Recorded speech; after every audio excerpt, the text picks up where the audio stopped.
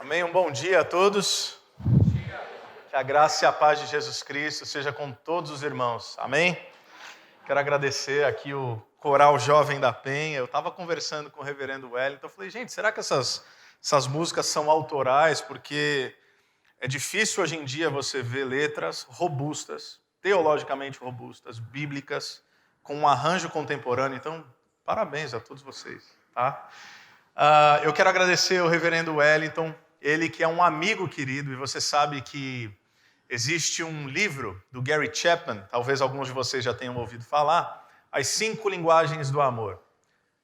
Se eu pudesse sugerir ao Gary Chapman, eu sugeriria a 6ª linguagem do amor. E qual é a 6ª linguagem do amor? Talvez os mais velhos eu tenha que explicar um pouco melhor, mas é o bullying.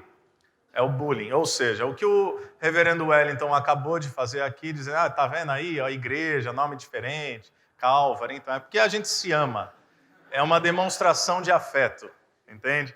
E aí, como eu prego em muitas igrejas presbiterianas, embora nós sejamos uma igreja de teologia reformada, lá em Campo Mourão, no Paraná, talvez se eu chamar de igreja calvariana, quem sabe haja uma similaridade. Mas não é church, viu, Wellington? Isso é importante dizer. Esse negócio de church, né? Eu tenho dificuldade também. Pois bem, eu trago o meu abraço e a saudação da igreja calvariana, da igreja Calvary Campo, lá em Campo Mourão, no Paraná, onde nós temos desenvolvido a nossa vida, a nossa trajetória ministerial. Estou aqui, uma alegria quase que ela não vem, mas estou aqui com a minha esposa, a Aline. Se você tiver qualquer dúvida de quem é ela, é só procurar a mulher mais bonita do recinto, está fácil. Ela está aqui, se você ainda não discerniu, ela está aqui. E com 2 amigos muito queridos também, o Neto e a Rafa, ambos membros lá da primeira igreja presbiteriana de Indaiatuba. Então vieram visitar e prestigiar. Eu me sinto muito honrado, irmãos, de verdade, em poder participar dessas festividades de vocês. 153 anos de fidelidade ao Senhor é algo que me toca profundamente. Eu não sei se vocês têm a dimensão, e eu espero que tenham, da beleza que existe no simples fato de haver uma história da fidelidade de Deus na cidade de Sorocaba e no Brasil, a 6ª igreja presbiteriana do Brasil, em ordem cronológica. Então, vocês são muito agraciados e a minha oração é que a chama do Evangelho continue acesa em vocês e através de vocês, e a cidade de Sorocaba possa cada vez mais ser impactada com a fidelidade do Evangelho de Cristo Jesus através dessa comunidade. Amém? Eu quero convidar vocês a abrirem suas Bíblias no livro de Atos dos Apóstolos, capítulo de número 8. Atos dos Apóstolos, capítulo de número 8, a partir do versículo 26.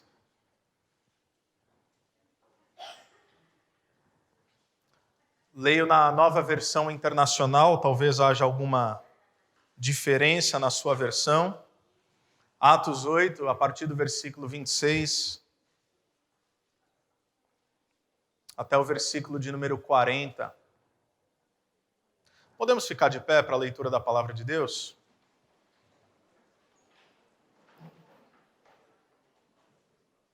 Atos 8, a partir do versículo 26, a palavra de Deus diz assim: Um anjo do Senhor disse a Filipe, vá para o sul, para a estrada deserta que desce de Jerusalém a Gaza. Ele se levantou e partiu. No caminho encontrou um eunuco etíope, um oficial importante, encarregado de todos os tesouros de Candace, rainha dos etíopes. Este homem viera a Jerusalém para adorar a Deus e de volta para casa, sentado em sua carruagem, lia o livro do profeta Isaías. E o Espírito disse a Filipe, aproxime-se dessa carruagem e acompanha. Então Filipe correu para a carruagem, ouviu o homem lendo o profeta Isaías e lhe perguntou, o senhor entende o que está lendo? Ele respondeu, como posso entender se alguém não me explicar? Assim, convidou Filipe para subir e sentar-se ao seu lado. O eunuco estava lendo essa passagem da Escritura. Ele foi levado como ovelha para o matadouro. E como cordeiro mudo diante do tosquiador, ele não abriu a sua boca. Em sua humilhação foi privado de justiça quem pode falar dos seus descendentes, pois a sua vida foi tirada da terra. O eunuco perguntou a Filipe, diga-me, por favor, de quem o profeta está falando? De si próprio ou de outro? Então Filipe, começando com aquela passagem da Escritura, anunciou-lhe as boas novas de Jesus. Prosseguindo pela estrada, chegaram a um lugar onde havia água, e o eunuco disse: olhe, aqui há água. O que me impede de ser batizado? Disse Filipe: você pode, se crê de todo o coração. O eunuco respondeu: creio que Jesus Cristo é o Filho de Deus. Assim, deu ordem para parar a carruagem. Então Filipe e o eunuco desceram à água, e Filipe o batizou. Quando saíram da água, o Espírito do Senhor arrebatou Filipe repentinamente. O eunuco não ouviu mais e, cheio de alegria, seguiu seu caminho. E versículo 40. Filipe, porém, apareceu em Azoto, e indo para Cesareia, pregava o evangelho em todas as cidades pelas quais passava. Vamos orar? Senhor Deus e Pai, nós te louvamos pelo privilégio de nos reunirmos enquanto teu povo, enquanto família da fé, num culto solene ao Deus do universo, Criador dos céus e da terra, mas que a partir da pessoa do Cristo não se relaciona mais conosco a partir de uma divindade distante, mas por nós também é possível chamá-lo de Pai. Fale conosco a despeito daquele que aqui profere a mensagem. Fale conosco, porque é o teu Espírito, é a tua santa palavra que nos transforma de maneira perene, de dentro para fora, gerando uma transformação que somente o Senhor pode realizar. Nós somos o teu povo e queremos ouvir a tua voz. Assim oramos no nome de Jesus. Amém. Amém. Vocês podem se assentar. Eu gostaria de falar essa manhã sobre homens comuns, Deus extraordinário. Homens comuns, Deus extraordinário. Nós estamos aqui em Atos dos Apóstolos, capítulo de número 8, e para a gente entender um pouco de como é que o livro se desenvolve, livro escrito por Lucas, endereçado a Teófilo e, obviamente, a todos os cristãos de todos os tempos e todas as épocas, inclusive a nós. Mas o que acontece é que em Atos capítulo 1, nós vemos a ascensão de Jesus Cristo. E na ascensão de Jesus Cristo, ele profere um versículo muito conhecido por todos nós, Atos capítulo 1, versículo 8, no qual ele diz: pois receberão poder quando o Espírito Santo vier sobre vocês, e serão minhas testemunhas em Jerusalém, em toda a Judéia e Samaria e até os confins da terra. Aguardem a promessa do Pai, aguardem a promessa do Espírito. E é isso que aqueles discípulos fazem. Atos capítulo 2 é dito que cerca de 120 discípulos estão aguardando pelo cumprimento da promessa. Eles estão em oração, em um quarto superior, em um cenáculo. Até que eles são visitados pelo poder de Deus, pelo Espírito de Deus. E ali, diante de uma multidão, eles começam a glorificar a Deus através de diferentes idiomas, outrora por eles desconhecidos. De modo que a multidão de medos, partos, persas, habitantes da Mesopotâmia, eles começam a olhar aquilo e falam: como assim esses homens sendo galileus? Como assim esses homens não obtendo educação formal estão glorificando a Deus, cada qual nos nossos próprios idiomas? Será que eles estão bêbados? Será que eles estão embriagados? E aí Pedro, tomado pelo Espírito Santo de Deus, ele diz: negativo. Ainda são 9 horas da manhã, está cedo demais para estar embriagado. E mais do que isso que vocês estão vendo é o cumprimento da promessa do profeta Joel, que afirmou que nos últimos dias o Espírito Santo seria derramado sobre toda a carne. E o apóstolo Pedro, ele conta a história do Evangelho e denuncia que os religiosos, que os judeus, que os fariseus, a partir da sua pretensa religiosidade, haviam martirizado o Cristo. Mas esse Cristo ressuscitou. E toda vez que o Evangelho é pregado, ele nos leva a uma resposta. De modo que aquela multidão pergunta: o que nós faremos então? Creia no Senhor Jesus, porque essa promessa é para vocês, é para os seus filhos e para os filhos dos seus filhos. E ali é dito, sobretudo naquele texto também clássico de Atos 2:42 até 47, que 3.000 pessoas são adicionadas à igreja de Jesus. No nascedouro da igreja, naquele primeiro momento, o Espírito Santo adiciona 3.000 pessoas à comunidade dos discípulos. E o que eles faziam? Como é que eles viviam? Eles perseveravam na doutrina dos apóstolos, na oração, na comunhão e no partir do pão. E o 47 vai dizer que, estando juntos todos os dias no templo e nas casas, o Senhor adicionava os que iam sendo salvos diariamente. Por quê? Porque sempre que o Evangelho de Jesus Cristo for pregado e a boa semente da palavra alcançar os corações, pessoas são transformadas. A igreja nasce, Atos 2, a igreja avança, a igreja cresce, ela se multiplica, mas a igreja de Atos, a igreja primitiva, é a igreja ideal. Ideal é diferente de perfeita. Às vezes a gente olha para Atos dos Apóstolos e diz: aquela é a igreja perfeita. Não, Cada vez que nós temos seres humanos dentro de uma comunidade de fé, ela não é mais perfeita. Ela pode ser ideal, ela pode ser desejável, mas também tem problemas. Porque a igreja vai avançando e a hipocrisia tenta entrar dentro da igreja. Talvez você se lembre do episódio de Ananias e Safira. Um casal que, tendo vendido um terreno, e ninguém pediu para eles venderem absolutamente nada, eles vendem e eles doam parte do recurso. Por quê? Porque eles determinaram nos seus corações a falsear uma espiritualidade. Então eles pegam parte do recurso e dizem, está aqui todo o recurso pelo qual nós vendemos esse nosso terreno. E Pedro fala, vocês têm certeza? E eles dizem, sim, primeiro um, depois o outro.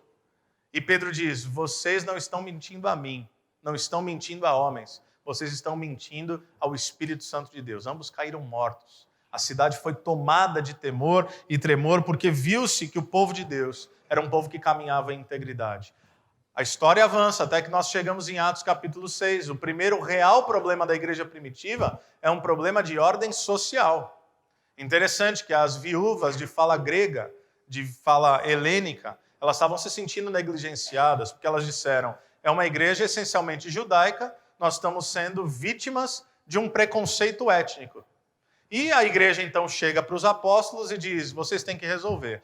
Como geralmente é, não é verdade, Wellington? Então, se tem um problema na igreja, quem tem que resolver é o pastor. Mas, olha que interessante, os apóstolos, confiando no seu discipulado, dizem o seguinte, nós não negligenciaremos o ministério da palavra e da oração para servir mesas. Eles não estão diminuindo o servir às mesas. Eles não estão diminuindo a diaconia. Eles estão declarando que existe ali um senso vocacional de chamado e de propósito e que a inversão desses valores seria uma negligência àquilo que Deus os havia chamado. De modo que eles falam o seguinte, levantem entre vocês homens de bom testemunho, de boa fama, de integridade, cheios do Espírito. Isso acontece. E ao momento que isso acontece, 7 homens são levantados. Um deles é Estevão, que vai se tornar o primeiro mártir da igreja. E o segundo, ou dos 7, é Filipe, que vai ser conhecido depois como Filipe, o evangelista. Em Atos 7, Estevão é martirizado. Quem estava ali? Um jovem Saulo, que depois a gente vai conhecer não apenas como Saulo de Tarso, mas como o apóstolo Paulo. E a perseguição, meus irmãos, é tão brutal que quando a gente chega no capítulo 8, versículo 2, vai dizer o seguinte, que todos, e não era pouca gente, todos, exceto os apóstolos, são dispersos de Jerusalém. Todos fogem pelas suas vidas. Atos 8:3 vai dizer que Saulo perseguia a igreja como um animal selvagem, essa é a linguagem. Com brutalidade, ele prendia, ele mandava matar, ele levava cartas. Mas Atos 8, versículo 4 diz, os dispersos pregavam por onde quer que fossem.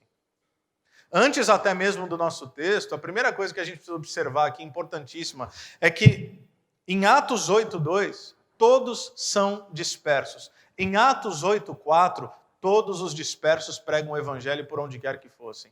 O que isso significa? E o que isso significa para uma igreja como essa, de 153 anos de história e de fidelidade a Deus? Que não existe desassociação entre cristianismo, espiritualidade, discipulado e missão. Para os cristãos do primeiro século, ser cristão era viver ativamente no cumprimento da missão. Ser cristão era pregar o evangelho por onde quer que você fosse. Ou seja, o evangelho não chega a nós. O evangelho não alcança o mundo através apenas e tão somente de apóstolos, pastores, mestres, líderes.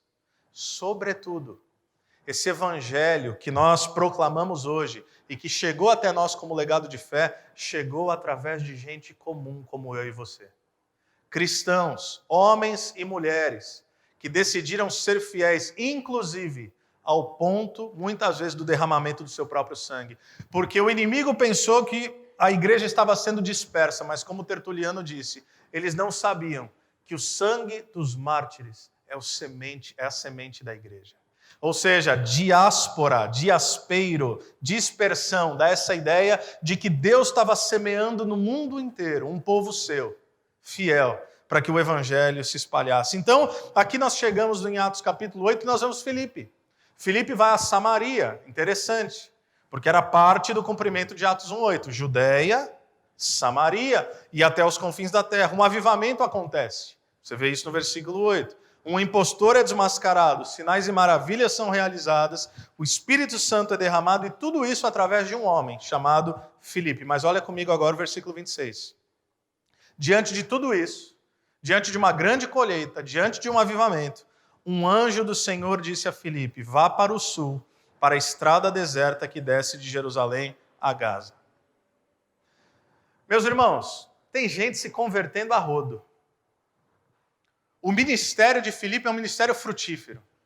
Ele alcança os samaritanos que eram tidos como uma espécie de cidadãos de segunda classe, nem judeus eram, de modo que eram cerimonialmente impuros. Mas Deus está fazendo algo muito especial naquele lugar. E no meio disso tudo, um anjo diz a Filipe: vá para o sul, vá para uma estrada deserta que desce de Jerusalém a Gaza. A primeira observação que eu gostaria de fazer na pregação dessa noite é sobre a importância de nós ouvirmos a voz de Deus. Quem dera fosse óbvio como um anjo descer e falar com a gente. Quem dera fosse fácil assim. Já imaginou? Você está aí num dilema. Um dilema do trabalho, um dilema da faculdade, um dilema de permanecer ou não permanecer na cidade, trajetória de vida, casamento, família, criação de filhos, e você está orando a Deus, você está lendo a palavra, você está clamando ao Senhor por orientação. Imagine você sai aqui do culto e você vai para sua casa e você está orando. E quando você está orando de olho fechado, você ouve um barulho, quando você abre o olho, o que é isso? Sou eu, um anjo. Seria maravilhoso, resolveria muitas coisas. É mesmo? Você está fazendo o que aqui, anjo? Não, é que você estava orando, Deus falou para eu responder. Como você tem um pouco de dificuldade para entender, ele, resolveu já me mandar, porque aí já garante que não tem telefone sem fio. Agora, não é tão fácil assim. Não que Deus não possa, mas é definitivamente incomum. Agora, eu falo sobre a importância de nós ouvirmos a voz de Deus, porque escutar a voz de Deus não necessariamente significa dar ouvidos à voz de Deus. Lembra que Jesus ele tem uma expressão interessante: aquele que tem ouvidos, ouça. Em verdade vos digo, ele diz várias vezes isso no Evangelho, é uma ênfase da retórica hebraica. Quando ele fala nas cartas ao Apocalipse, aquele que tem ouvidos, ouça, mas Jesus, isso não é óbvio? Não é óbvio. Porque é possível você escutar a palavra de Deus e não necessariamente dar ouvidos a ela. É possível você estar num culto como esse, a palavra de Deus ser proferida e você escutar, e você avaliar a partir de critérios, inclusive de consumo. Hoje o culto foi bom, hoje o culto não foi bom. Coral, primeira música mandou bem, a segunda nem tanto. Estou brincando. Mas é possível que se faça isso. O pregador, não sei não, preferi um pregador mais tradicional, viu, Wellington? Enfim, embora eu estou enganando bem, Eu botei blazer e tal. O Wellington falou que era para vir de gravata, ele não veio de gravata, mas tudo bem. Tudo bem, é bullying mesmo, Mas Deus, através do anjo, ele dá uma orientação, e não é uma orientação qualquer. Se trata, a gente precisa observar aqui, de uma orientação que não tem sentido nenhum, meus irmãos. Pelo contrário, uma orientação que vai contrária toda a lógica do momento, porque a pergunta óbvia é: por que é que alguém abandonaria um ministério frutífero para ouvir esse tipo de ordem, que é sair do meio de uma multidão e ir para uma estrada, o que o texto diz? Deserta. Qual é a observação mais óbvia de uma estrada deserta? O que tem numa estrada deserta? Nada. Como é que você sai do meio de uma multidão, e agora eu vou dar uma assustada na turma, mas também vai te valorizar, Wellington. Imagina, Deus está fazendo florescer essa igreja, ministério frutífero, e quando assim, essa igreja está num momento especial, o reverendo Wellington, Kathleen, sua família, florescendo, frutificando, e o Wellington sai. Teoricamente não tem sentido. Por que você deixaria algo onde claramente Deus tem atuado, para, sei lá, começar um negócio do nada? Ou ir para um ambiente onde, teoricamente, não tem pessoas. Talvez, se eu estivesse no lugar de Filipe, eu diria: anjo, legal, não que eu queira discutir, mas eu não sei se você reparou, uma estrada deserta não tem ninguém, e eu achei que o nosso Deus era interessado em pessoas. Mas Filipe não faz isso, olha o versículo 27. Ele se levantou e partiu. Não tem discussão, meu irmão. Não existe argumentação. Quando Deus fala, a gente ouve. e quando a gente ouve, a gente obedece. Isso me lembra muito Gênesis capítulo 12, chamado de Abrão. Talvez você se lembre, Abrão era um homem pagão, de uma terra pagão, na região da Mesopotâmia, mais especificamente Ur dos Caldeus. E certa vez Deus se manifesta a ele, Deus fala com ele. Como? Nós não sabemos, mas Deus se revela a ele. Ele diz o seguinte: Abrão, sai da tua terra, do meio da tua parentela, e vai para o lugar que eu vou te mostrar.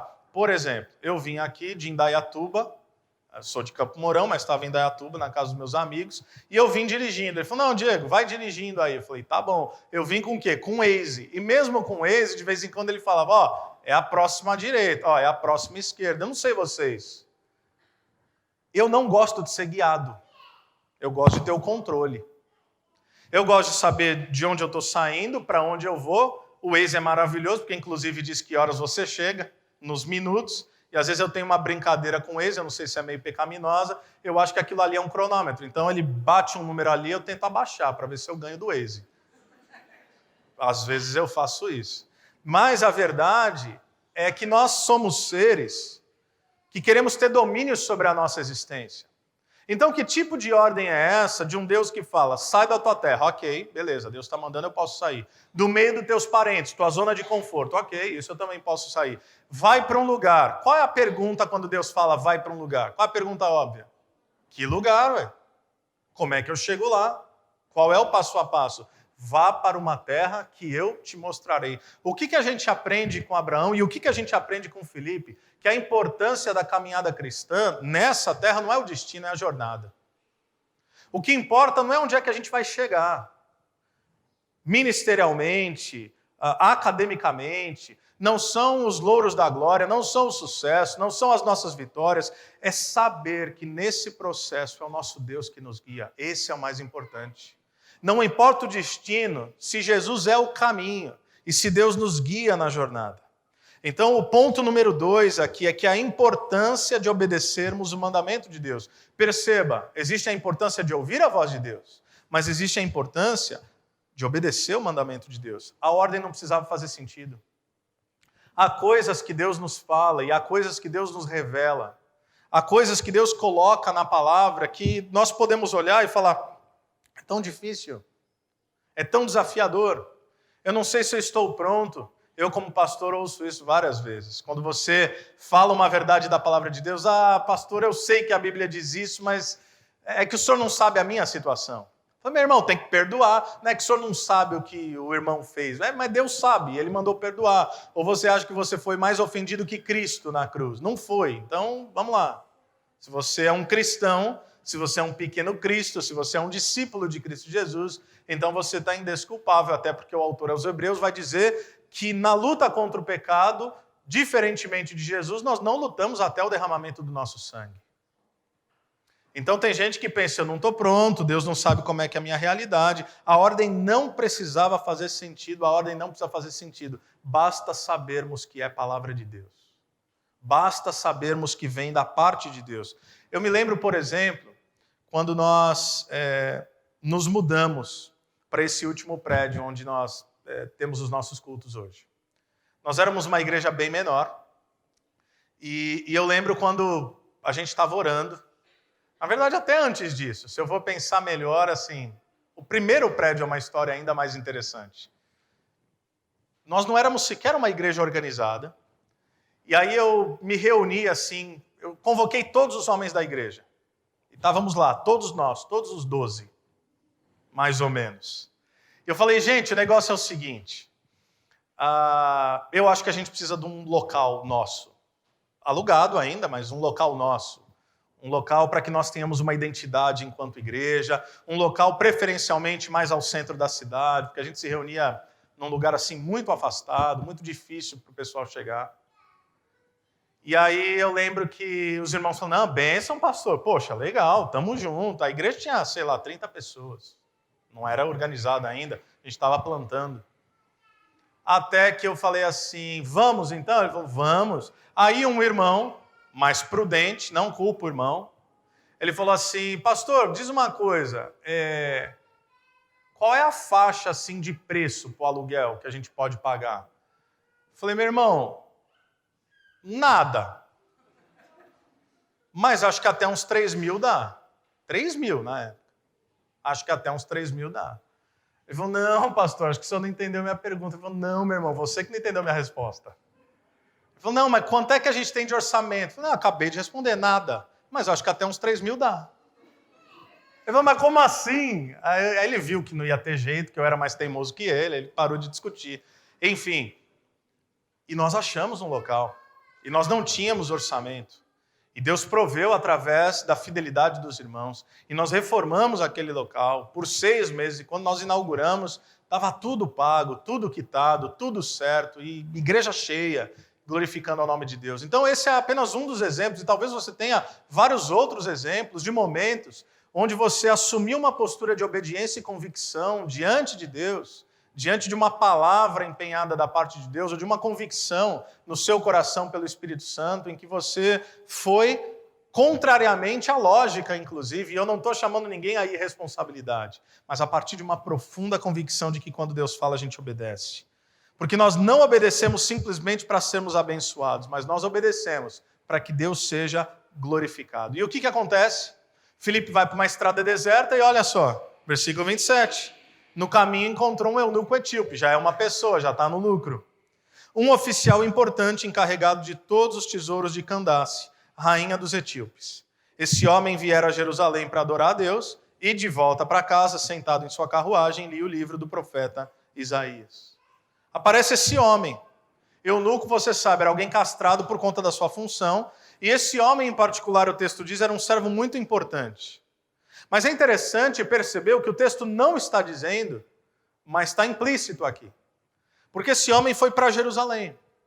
Provavelmente um homem pagão, no máximo um prosélito, ou seja, alguém que veio da sua terra e ouviu falar do Deus de Israel e converteu-se possivelmente ao judaísmo ou estava nesse processo. Se você olha o mapa da época, o camarada viajou cerca de 4 mil quilômetros de carruagem para ir para Jerusalém, para entrar no templo. Por que eu sei disso? Porque o texto diz, para adorar a Deus. E ainda estava lendo um pergaminho de um trecho de Isaías, que não era coisa barata. Não tinha a Bíblia no celular, não tinha Novo Testamento de bolso. Era algo caríssimo, muito inusitado. Então ele empenhou uma quantidade significativa de recursos para que ele pudesse ter acesso àquilo. Só que existe um problema com esse homem. Embora Deus já estivesse preparando o seu coração, embora a viagem fosse exaustiva, embora o custo dos pergaminhos fosse alto, ele foi adorar a Deus, mas certamente ele foi impedido. Por quê? Porque Deuteronômio 23:1 é claro quanto à questão de que pessoas mutiladas não podiam entrar no templo. O que isso nos diz sobre esse homem? Que ele viaja, ele gasta tempo, ele gasta recurso para adorar a Deus, mas quando ele chega naquilo que era compreendido na época como casa de Deus, ele é impedido. Ou seja, a religião institucionalizada não lhe conferiu acesso, mas Deus desejava se revelar a esse homem. Deus desejava se relacionar com ele, por isso ele manda Filipe, o que nos leva ao nosso terceiro ponto. E não é sermão de 3 pontos não, viu? Vai mais alguns aí, fica tranquilo. Terceiro ponto, Deus está interessado em indivíduos. Porque Deus faz, meus irmãos, Filipe sair do meio de uma multidão, de um avivamento, por causa de uma pessoa, não faz sentido para nós. Nós somos seres lógicos, nós fazemos contas. O que é melhor, 100, 200, 1000 ou 1? Na nossa matemática e na nossa equação, um tanto carnal, faz muito mais sentido você continuar com 100, 200, 500 ou 1000 e não ir até 1, mas Deus não é assim. E não que Deus não alcance as multidões, mas Deus não se interessa apenas por multidões, Ele se interessa por indivíduos. Você se lembra de uma história belamente contada em 3 capítulos. Havia um pastor, ele tinha 100 ovelhas. 99 estavam seguras. Uma foi perdida. O que o pastor faz? Vá atrás da ovelha perdida. Havia uma mulher, 10 dracmas. 9 estavam seguras, uma perdida. O que ela faz? Ela revira a casa inteira atrás da dracma perdida. Havia um pai, tinha 2 filhos. Um se rebelou. O que ele faz? Ele se contenta com aquele que permanece? Não, ele aguarda ansiosamente o retorno de um filho pródigo. Deus se interessa por você, meu irmão.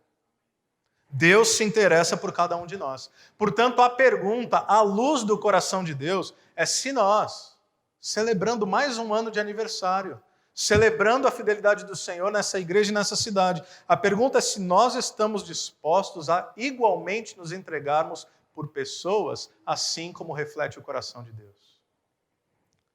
A pergunta é se nós estamos dispostos a nos dedicarmos, nos sacrificarmos, sairmos da nossa zona de conforto, amá-los, compartilhar o amor de Deus. Quem é a pessoa que talvez Deus esteja colocando no seu caminho? Pode ser no seu trabalho, pode ser na sua família, pode ser um amigo. Pense por alguns segundos. Quem é essa pessoa que não conhece a revelação da graça de Deus? Quem é essa pessoa que você precisa pregar o evangelho de Jesus Cristo? Porque nós não sabemos a quem Deus quer alcançar, então na dúvida a gente prega para todo mundo. Nós não sabemos como a semente da palavra pode cair em diferentes corações, e alguns desses corações como solos férteis, então nós proclamamos o evangelho. E existem pessoas que às vezes cruzam os nossos caminhos, e existem pessoas que Deus nos faz cruzar o caminho delas. Eu estava conversando com algumas pessoas essa semana, e minha esposa está aqui, ela sabe que a gente carrega isso, e eu não falo isso como qualquer realidade de virtude ou autoendosso, mas apenas por uma questão de convicção vocacional e de discipulado. Nós sempre temos um segundo interesse em qualquer relacionamento. Sempre. Mas o melhor dos interesses. Eu me lembro, por exemplo, no nascimento do nosso filho Gael. O Gael tem 5 anos de idade, é o nosso caçulinha. O Noah vai completar 10 agora em outubro. O nascimento do Gael, quem fez foi uma médica chamada Carolina Ferrari. E por alguma razão Deus colocou a Carolina no nosso coração. E a gente começou a orar pela Carolina sem ela saber. E aí, de vez em quando, sempre que Deus permitia, uma conversa, uma oportunidade, eu ia na consulta, com perdão assim da expressão, eu ia na consulta ginecológica com a minha esposa. Eu sou o tipo de marido que vai no médico com a esposa. E aí ela falava, poxa, você vai lá na consulta, a consulta sou eu, você fica conversando com a médica. Porque eu queria conversar com ela, eu queria aproveitar as oportunidades que Deus desse, mesmo que fosse num consultório ginecológico. Ou seja, até um consultório ginecológico pode se tornar ambiente de missão, creia você ou não. A verdade é que, para encurtar a história, hoje ela é uma discípula de Jesus. Hoje ela é alguém que serve no Ministério da Recepção da nossa igreja. Então, uma das médicas mais renomadas da cidade, você chega lá na porta da igreja e ela está lá recebendo com um sorriso, alguém que nunca quis saber de igreja. Agora, nossos filhos treinam jiu-jitsu. Como o Wellington também. Treinou ou treina ainda, hein, Wellington?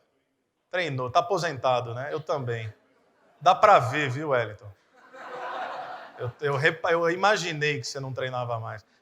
Teu filho treina. Pronto. Então, meus filhos também treinam. E aí a gente pensou, professor de jiu-jitsu é gente boa. E aí a gente começou a conversar sem forçação. E aí eu descobri que ele era desviado, criado na igreja, estava afastado. Hoje, mesmo sem nós estarmos lá, possivelmente ele está indo pela 3ª vez no culto. Com a esposa dele. Estão conhecendo o evangelho de Jesus Cristo. Ou seja, quem são as pessoas que Deus colocou no seu caminho? Eu afirmo para você, não é por acaso. Não é por acaso, porque todo ambiente é um ambiente de missão. Então, o Espírito, versículo 29, disse a Filipe, aproxime-se dessa carruagem e acompanha. Então, Filipe correu para a carruagem. Ponto número 4, óbvio, mas o óbvio precisa ser dito. Deus usa pessoas para alcançar pessoas. O que eu quero dizer com isso? É que essa é a estratégia do reino de Deus. Deus escolheu a loucura da pregação através da igreja. Meus irmãos, pensa comigo, a gente já viu milagres aqui nesse texto. Deus não podia mandar o anjo para falar com o eunuco? Fala a verdade. Não, pensa num trabalho desnecessário. Deus está lá no céu, tranquilo. Aí o Filipe está orando, Deus fala, anjo, vai falar com o Filipe. Aí o anjo vai falar com o Filipe. Aí o Filipe, assim, graças a Deus, não ficou muito contrariado, obedeceu. Foi para a estrada, chega na estrada, vê um eunuco. Aí o que acontece? Manda o anjo de novo, fala, Filipe, é para você falar com o eunuco. Aí o Filipe vai, fala com o eunuco. Para que Deus não pegou o anjo, em vez de cortar esse caminho todo, não mandou direto para o eunuco? Eu acho que pouparia tempo, pouparia esforço e não tinha risco de dar errado. Certo? Que, aliás, é o que eu penso, inclusive, sobre a nossa realidade muitas vezes. Por que Deus usa as nossas vidas? Que assim, se eu fosse um assessor de marketing de Deus, eu dava uns conselhos para ele. Falava, Deus, eu sei que esse povo é difícil, mas te dá uma dica que é infalível. O Senhor mete uns trovões, uns terremotos. Eu sei que tem uns vulcão aí meio inativo, faz explodir, joga uma fumaça no céu, deixa o povo assim com medo, desesperado. Quando o povo tiver com medo no mundo inteiro, o Senhor vem com essa voz de muitas águas, que diz no Apocalipse, e o Senhor diz só o seguinte, arrepende ou inferno, quem vai vir? Acabou. Acabou. Não, fala a verdade. Não é mais fácil? É mais fácil, poupa tempo. Não tem dificuldade. Aí Deus vem com esse negócio o quê? De pregar o evangelho através de pessoas, como eu e você. Por quê, meus irmãos? Porque Deus não está interessado em competência, Deus está interessado em relacionamento. Então, há muitos anos eu não lavo o carro. Aliás, eu quase não mando lavar o carro. Mas quando eu lavava o carro e o Noah era menor, se eu lavasse o carro e eu chamasse o Noah para me ajudar, ia lá, e sabão, e aquela coisa toda. E aí o Noah chegaria dentro de casa e falaria para a Aline, o que ele diria? Mamãe, lavei o carro. Ele lavou o carro, gente? Não, eu gastei mais tempo organizando o trabalho que ele me deu do que fazendo uso da mão de obra dele que não tinha nada de eficaz. Mas por que um pai chama um filho para lavar o carro, sendo que tem, assim, uma chance de riscar o carro? Tem uma chance de dar problema ali e tem uma chance de dar, certamente, mais trabalho do que se você tivesse feito sozinho. Era mais rápido, era mais barato, era menos estressante. Porque quando um pai chama um filho para lavar o carro, ele não está querendo fazer uso da competência do filho. Ele está querendo se relacionar com aquele filho, para que no fim, mesmo ele tendo feito toda a obra, o filho se sinta incluído e diga, eu fiz parte desse processo. É o que Deus está fazendo com a gente. Deixa eu te dizer uma coisa, Deus não precisa da gente. Deus não precisa. Sorocaba não precisa da gente. Essa igreja não precisa da gente. Por que é que nós fazemos parte? Porque Deus, pela sua graça, podendo fazer todas as coisas, nos chama para colaborar com Ele no avanço do reino. É isso que Jesus diz. Pensa num negócio desse, irmãos. Mateus 28. O Cristo ressurreto, em glória, venceu a morte, que Paulo vai dizer que é o último dos nossos inimigos a ser vencido. Depois que um camarada venceu a morte, não tem mais nada que possa tomá-lo, que possa pegá-lo. O Cristo ressurreto, pregando o evangelho do reino por 40 dias, ele chega para os discípulos e diz, toda autoridade me foi dada nos céus e na terra. Fala a verdade.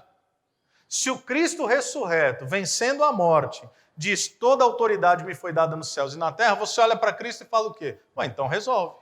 Que é isso, inclusive, que os discípulos falaram. É agora que o Senhor vai restaurar o reino a Israel? É agora que o Senhor vai resolver nossos problemas? É agora que o Senhor vai destronar César? É agora que o Senhor vai subjugar o império que tanto nos aflige? É agora que o Senhor vai fazer tudo sem a gente precisar fazer nada? E aí o que Jesus diz? Não, foi-me dada toda a autoridade nos céus e na terra, por isso, vão. Ide. Por onde? Por todos os lugares. Fazendo o quê? Pregando o evangelho. E o que mais? Batizando em nome da Trindade. E o que mais? Ensinando-os a obedecer tudo quanto lhes ensinei. Como é que a gente vai fazer isso, Jesus? Simples. Eu estarei com vocês até o fim dos tempos. É a promessa da presença de Deus, meus irmãos. O que nós fazemos, nós não fazemos sozinhos. E não fazemos por necessidade e não fazemos por mérito. Mas o Deus do universo, na pessoa de Jesus, derramando sobre nós o seu Santo Espírito, nos tornou parte desse empreendimento, que é o maior do universo, que é ter impacto direto, a transformação da vida e da eternidade das pessoas. Que privilégio! Que privilégio! Agora a gente não precisa mais nos perguntarmos o que eu preciso fazer. Será que eu tenho que pregar? Será que eu tenho que... Não é será que eu tenho? Não é se eu preciso. Que privilégio o Senhor me deu e nos deu de representarmos, de sermos embaixadores, de carregarmos, mesmo sendo nós vasos de barro, carregarmos o tesouro do Evangelho que habita em nós. Deus não está interessado em performance, Ele está interessado em relacionamento. É por isso que Ele usa seres falhos e pecadores como eu e como você, porque Ele deseja ser revelado através de nós. Número 5. Deus deseja usar pessoas disponíveis. Você se lembra do profeta Isaías?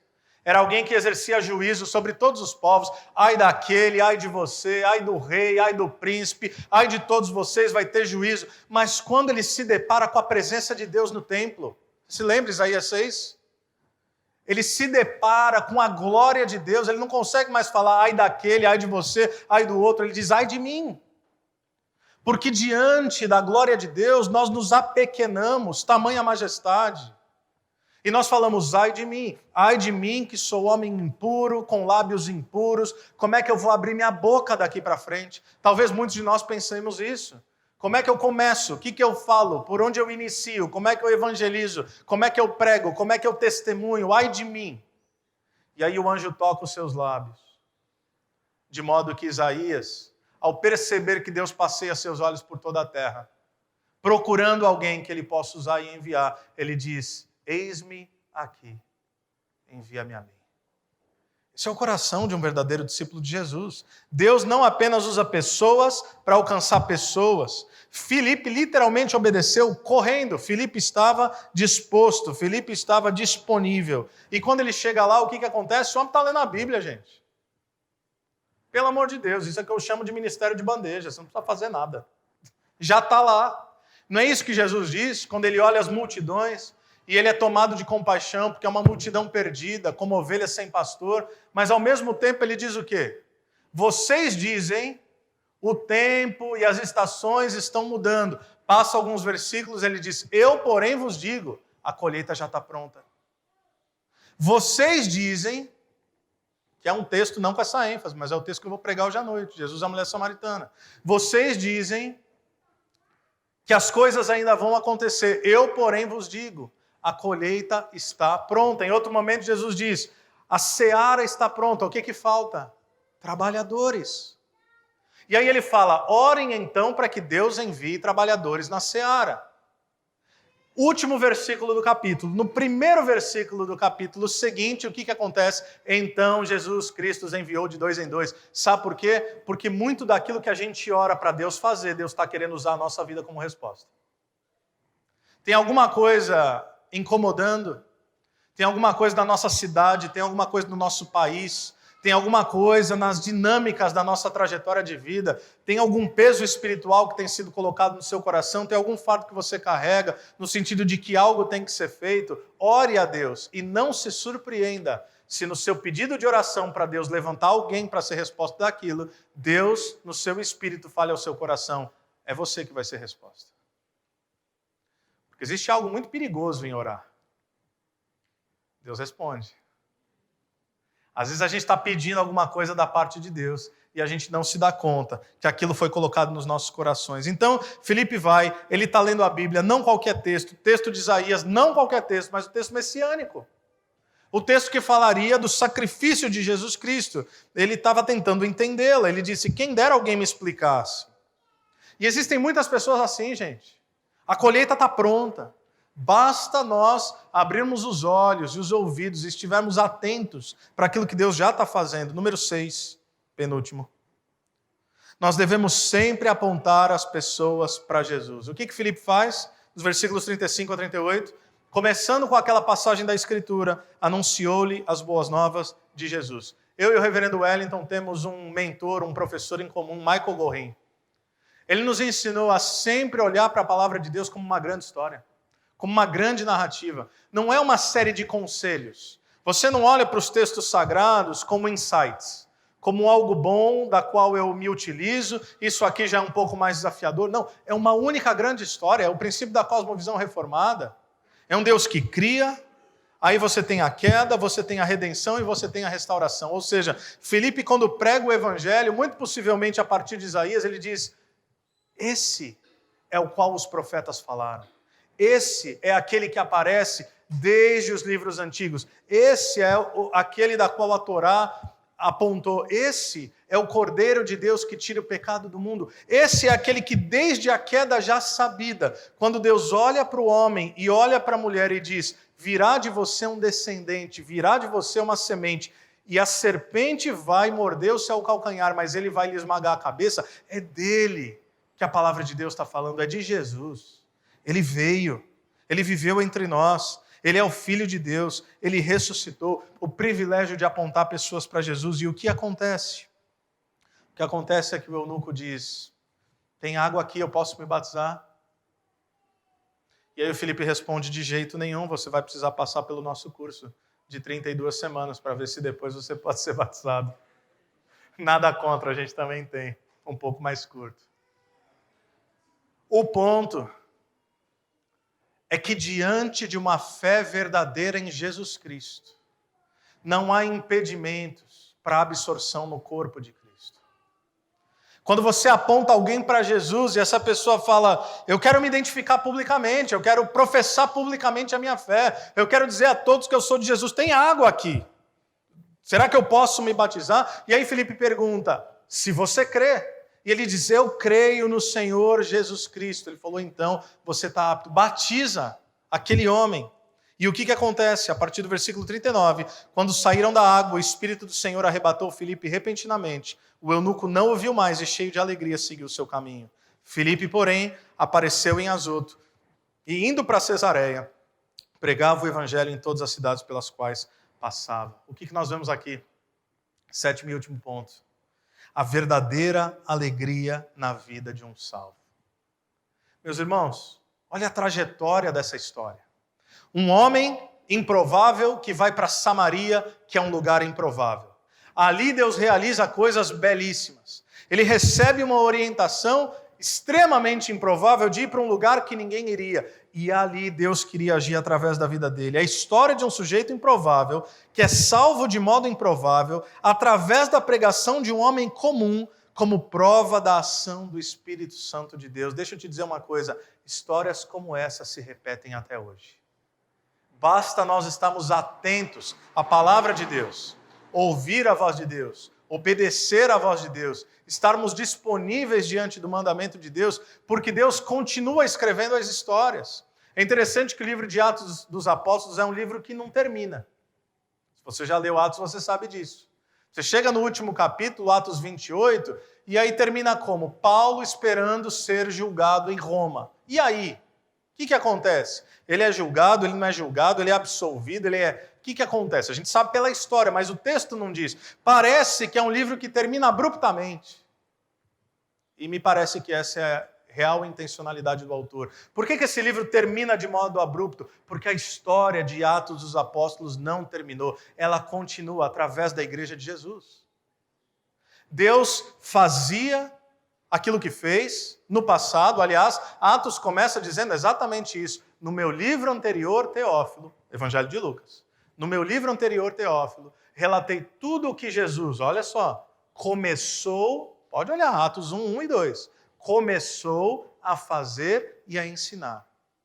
Gente, se os evangelhos, tudo que ele ensinou, tudo que ele viveu, os milagres que realizou, a multidão que foi alimentada, o cego que passa a enxergar, o morto que é ressurreto, o martírio do próprio Cristo, a ressurreição, os mandamentos, as orientações, se tudo aquilo é o começo do que Jesus fez, e Atos é o restante do que Jesus vai fazendo, que tempo nós temos vivido? Nós temos vivido o tempo onde Jesus continua vivo, poderoso, atuante, fazendo todas as coisas através do seu corpo, não mais físico, mas através do seu corpo místico, a igreja de Jesus, isto é, eu e você. O que ele fez no passado, ele continua fazendo. E por que isso é importante? Porque às vezes nos dá uma impressão que essas histórias, embora verídicas, são quase fábulas, fala a verdade. Não porque a gente não acredita, mas parece que só aconteceu lá. Dá uma impressão que assim, não, mas isso é igreja primitiva. É o mesmo Deus. É o mesmo Espírito. É o mesmo Evangelho. É o mesmo poder do Evangelho, o qual Paulo vai escrever Romanos 1, 16 e 17, porque não me envergonho do Evangelho. Por quê? Porque ele é o poder de Deus para todo aquele que crê, primeiro do judeu, depois do grego. Porque nele, no Evangelho, está revelada a justiça de Deus. Uma justiça que do início ao fim é pela fé, pois como está escrito, o justo viverá pela fé. Histórias após histórias da palavra de Deus para nos encorajar do fato de que Deus continua agindo. Nós não sabemos o que aconteceu depois, mas certamente, pela experiência de conversão desse homem. Ele levou o evangelho à sua região, à sua corte, quem sabe ao seu país. Interessante como Deus faz as coisas. Parecia absurdo deixar Samaria em prol de um homem. Quem sabe, através de um homem, Deus queria alcançar toda uma nação. Você nunca sabe o que Deus pode fazer. Tem um mentor nosso que fala sobre isso. Através de encontros ordinários, Deus pode fazer coisas extraordinárias. Você nunca sabe o como uma dessas crianças, que fielmente, dominicalmente são ensinadas a palavra de Deus, você não sabe o que elas vão se tornar. Próximos médicos, próximos empresários, próximos pais, próximas mães, próximos pastores, próximos missionários, próximos plantadores de igreja, gente que vai impactar vidas para a glória de Deus. O que cabe a nós, como nós não sabemos o que Deus faz, como nós não sabemos os resultados daquilo que Deus fará, cabe todos os dias nós orarmos a Deus dizendo: Senhor, eis-nos aqui, envia-nos a nós. A minha oração sincera, meus irmãos, seja para São Paulo, seja para Sorocaba, é que Deus use poderosamente a nossa disponibilidade e a nossa vida, a despeito da nossa pequenez, a despeito das nossas não qualificações, a despeito de todo o mérito que não temos, porque nós não vivemos baseado nos nossos próprios méritos, nós vivemos baseado nos méritos de Cristo. Que a cidade de Sorocaba seja uma cidade que conhece mais a Jesus e se relaciona com Ele por causa dessa igreja. Amém? Vamos orar. Deus, obrigado pela Tua santa palavra, obrigado pela Tua verdade proclamada às nossas mentes e aos nossos corações, e obrigado por essa amada igreja. Que o Senhor continue derramando bênçãos sem medida, que o Senhor continue despejando sobre eles a fidelidade da Tua palavra, que o Senhor continue acendendo em nossos corações esse desejo legítimo, não apenas de fazer algo em Teu nome, mas o simples fato de viver pelo Teu nome. Porque Atos 1:8 não vai dizer que quando fôssemos cheios do Espírito, nós daríamos testemunho. Atos 1:8 vai dizer que quando cheios pelo Espírito, nós seríamos testemunhas. Então não é algo a respeito daquilo que nós fazemos, é o que nós somos. Nós somos Teus filhos e Tuas filhas, Teus servos e Tuas servas, discípulos de Jesus. Usa essa igreja da maneira como o Senhor tem usado pelos últimos 153 anos, que o Senhor use de modo ainda mais fiel, ainda mais vivo, ainda mais íntegro, ainda mais poderoso e ainda mais impactante, não para a glória dessa igreja, mas para a glória do Senhor dessa igreja. Seja louvado em nós e através de nós. Nós oramos no nome de Jesus. Amém. Amém. Que Deus os abençoe. Vamos receber a bênção? Agora, irmãos, que a graça de nosso Senhor e Salvador Jesus Cristo, o amor de nosso Deus e Pai, o conselho, o consolo, o poder e a ação poderosa do Santo Espírito de Deus estejam sobre vocês agora e pelos séculos dos séculos. Amém.